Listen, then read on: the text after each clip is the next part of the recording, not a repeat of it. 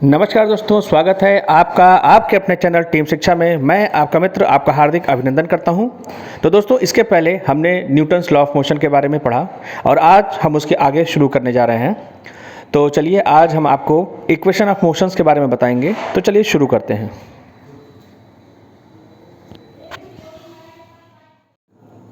तो चलिए हम बात करेंगे आपसे सबसे पहले लीनियर मोशन के बारे में। लीनियर मोशन, जिसको हम कहते हैं रेखीय गति। रेखीय गति, तो इसके इक्वेशन को डेवलप करने से पहले या डिस्कस करने से पहले हम कुछ टर्म्स के बारे में देख लेते हैं।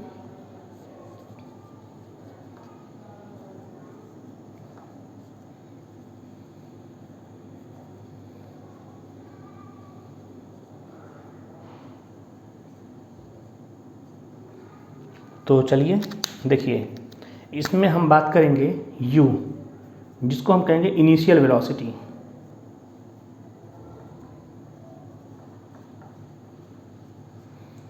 हिंदी में प्रारंभिक वेग।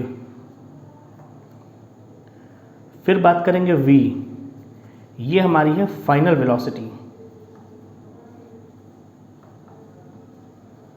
जिसको हम कहेंगे अंतिम वेग। फिर हम बात करेंगे s, ये होता है हमारा डिस्टेंस, जिसको कहेंगे विस्थापन। फिर हम बात करेंगे स्मॉल a, ये होता है एक्सीलरेशन, जिसको हम कहते हैं त्वरण।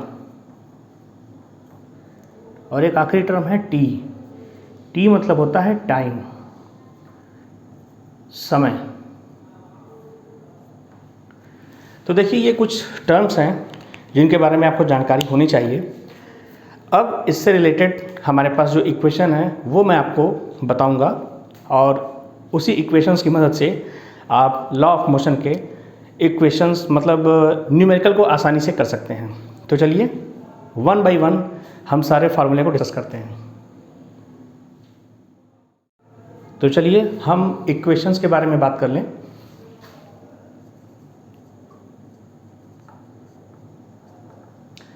पहला हमारा है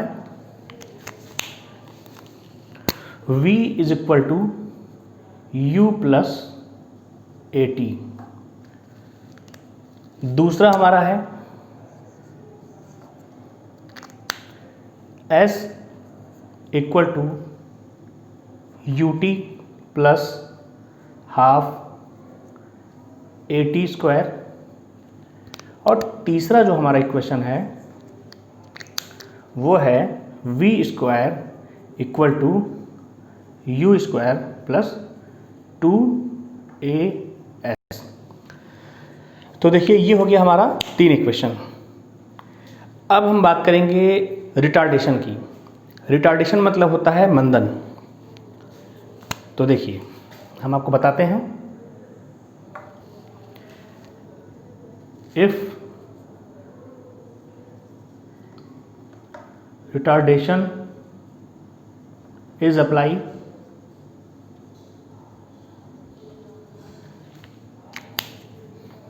हिंदी भाइयों के लिए रिटार्डेशन मतलब होता है मंदन। तो replace a equal to minus a, और हमारी इक्वेशन हो जाएगी v is equal to u minus a t, s is equal to u t minus half a t square, और तीसरा हो जाएगा v square is equal to u square minus 2as। तो retardation के केस में बस हम उसको माइनस से रिप्लेस कर लेंगे, इक्वेशन हमारी सेम रहेगी। तो देखिए, ये लीनियर मोशन से रिलेटेड हमारी इक्वेशन हो गई। अब हम बात करेंगे अप और डाउन। जब हमारा लीनियर मोशन होता है तो उसमें क्या क्या चेंजेस आ सकते हैं, तो चलिए उनके बारे में हम डिस्कस कर लेते हैं। तो देखिए up and down linear motion में एक हमारा नया टर्म आ जाता है और वो ये आ जाता है, जो हमने एक्सेलरेशन इस्तेमाल किया था अब हम ग्रेविटेशन एक्सेलरेशन इस्तेमाल करेंगे। मतलब रिप्लेस ए विथ जी। ऐसा इसलिए हो रहा है कि अगर हम किसी चीज़ को ऊपर फेंकते हैं तो पृथ्वी जिस बल से उसको अपनी तरफ खींचती है उसको हम कहते हैं ग्रेविटेशनल फोर्स, और उस दौरान जो एक्सेलरेशन लगता है उसको हम कहते हैं ग्रेविटेशनल एक्सेलरेशन, और उसको हम डिनोट करते हैं जी से। तो जब हम आगे आपको ग्रेविटेशन पढ़ाएंगे तो उसमें हम जी के बारे में डिस्कस करेंगे। हाल फिलहाल के लिए आप बस इतना समझिए कि अगर हम अपवर्ड या डाउनवर्ड मूव करते हैं तो हमारा जो एक्सेलरेशन होता है वो जी होता है। तो चलिए अब हम इससे रिलेटेड इक्वेशन को देखते हैं। तो देखिए अब हम पढ़ने जा रहे हैं अप डाउन लीनियर मोशन। तो इसमें क्या होगा कि अगर कोई बॉडी है और अगर वो, देखिए मान लीजिए कि हमारा ये अर्थ है, ये हमारा अर्थ है, ठीक है, इससे कोई चीज़ ऊपर जा रही है या इसकी तरफ आ रही है, तो इसमें जो एक्सेलरेशन लगता है उसको हम कहते हैं जी। ये होता है ग्रेविटेशनल एक्सेलरेशन, हिंदी में कहते हैं गुरुत्वीय त्वरण। गुरुत्वीय त्वरण। आपको एक चीज़ और ध्यान देनी है कि जब कोई चीज़ ऊपर जाएगी तो जी की वैल्यू निगेटिव होगी, और जब टूवर्ड्स द अर्थ आएगी मतलब पृथ्वी की ओर आएगी तो जी की वैल्यू पॉजिटिव रहेगी। तो इसको भी आप नोट कर लीजिए।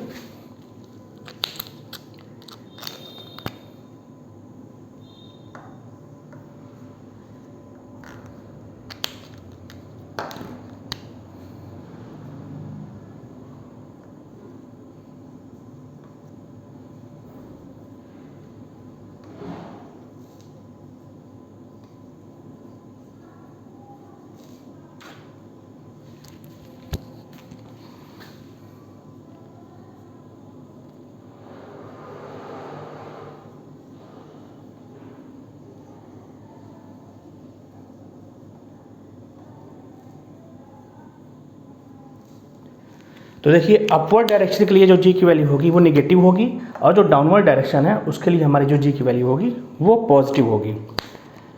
तो चलिए अब हम इक्वेशंस को देख लेते हैं। देखिए सेम इक्वेशन है, बस हमको ए को जी से रिप्लेस कर देना है।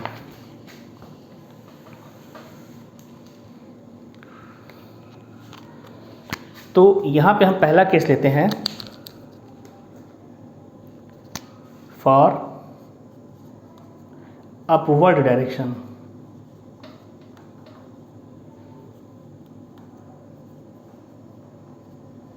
और यहां पर हो जाएगा फॉर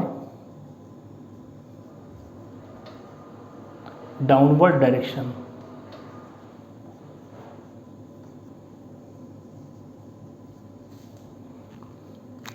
तो चलिए इसमें जो हमारा पहला बन जाएगा वो बन जाएगा v equal to u minus g t, और यहाँ पर हाइट आ जाएगी तो हम लिखेंगे h is equal to u t minus half g t square, और ये हो जाएगा v square is equal to u square minus 2gh।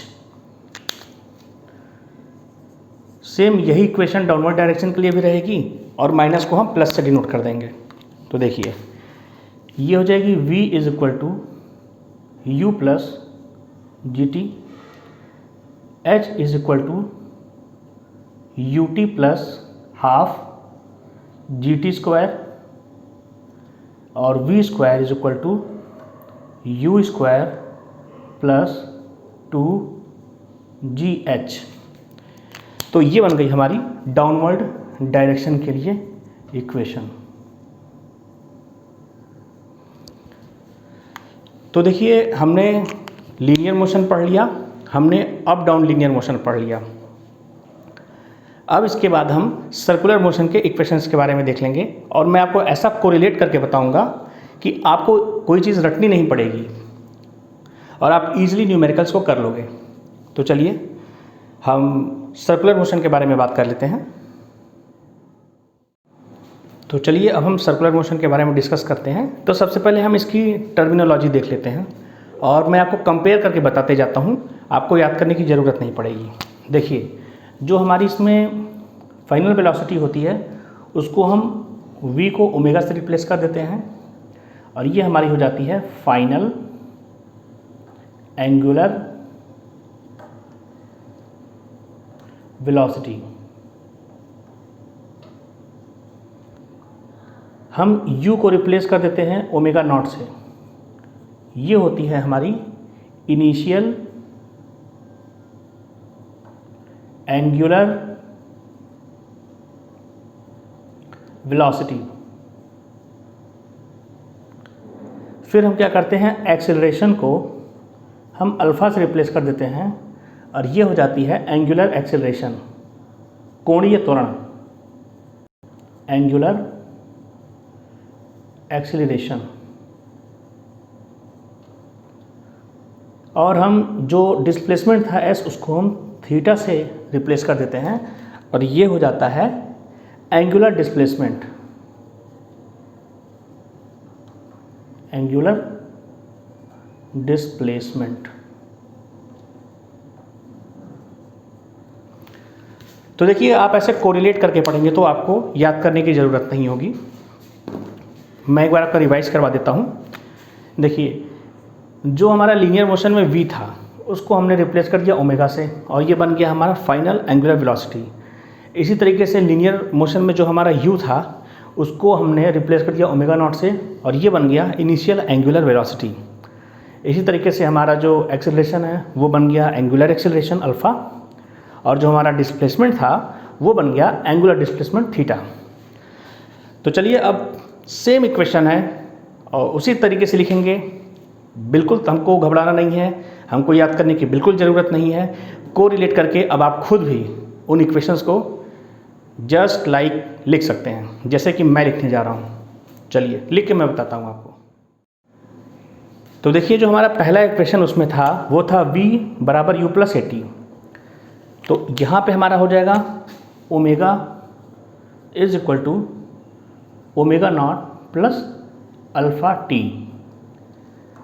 इसी तरीके से जो हमारा वहाँ पे था s बराबर u t plus half a t square, वो बन गया theta is equal to omega naught t plus half alpha t square. और जैसे उसमें हमारा तीसरा इक्वेशन था v स्क्वायर बराबर यू स्क्वायर प्लस 2as, तो यहाँ पर बन गया omega square is equal to omega naught square plus 2 alpha theta. तो देखिए, अब डायरेक्टली आप पढ़ते तो शायद लगता कि हाँ याद करना पड़ेगा, लेकिन अब आपको लग रहा होगा कि इसमें याद करने जैसी कोई बात है ही नहीं। तो देखिए, जितने भी इक्वेशन थे वो मैंने आपको बता दिए, लीनियर मोशन से रिलेटेड, सर्कुलर मोशन से रिलेटेड, प्रोजेक्टाइल मोशन से रिलेटेड भी मैं आपको कुछ इक्वेशन इसी में करा दूंगा और फिर मैं आपको कंप्लीट न्यूमेरिकल कराऊंगा। तो ये था हमारा आज का सेकंड लेक्चर। इसके बाद नेक्स्ट लेक्चर में हम आपसे मिलते हैं और उम्मीद करते हैं कि आपको हमारा आज का लेक्चर भी पसंद आया होगा। और अगर आपने प्रीवियस लेक्चर नहीं देखा है तो डिस्क्रिप्शन बॉक्स में मैंने लिंक शेयर कर दी है, आप जाएं और उसको देखें।